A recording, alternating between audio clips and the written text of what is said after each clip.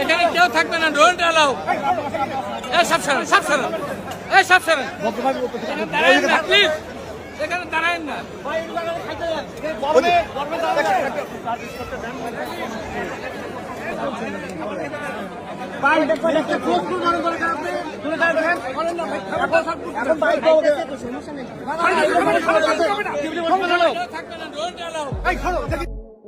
কন্যা সন্তানের সুখবর দেওয়ার পরপরই খোরশেদ আলম খসরুর মেয়ের বিয়েতে খোশ গল্পে মেতে উঠলেন চিত্রনায়ক শাকিব খান। এ সময় মেয়ে শার্লিন খানকে নিয়ে গল্প শুরু করে দেন চিত্রনায়ক শাকিব খান।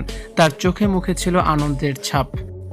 ঢালিউড সুপারস্টার শাকিব খান সম্প্রতি চিত্র প্রযোজক খসরুর মেয়ের বিয়ের অনুষ্ঠানে অংশ নিয়েছিলেন।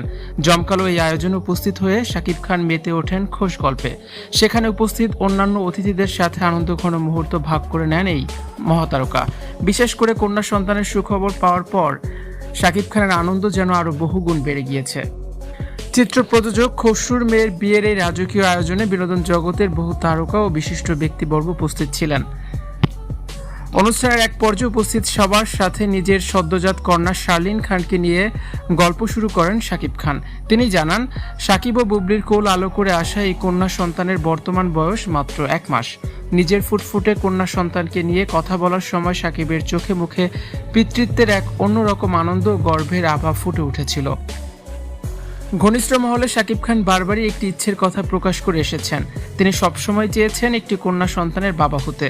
অবশেষে সেই লালিত স্বপ্ন পূরণ হওয়ায় শাকিব খান এখন অত্যন্ত আনন্দিত ও উচ্ছ্বাসিত।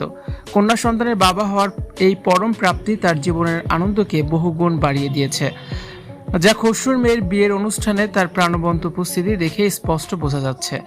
অনুষ্ঠানে উপস্থিত অতিথিরাও শাকিব খানের এই আনন্দের দিনে তাকে আন্তরিক অভিনন্দন ও শুভেচ্ছা জানান।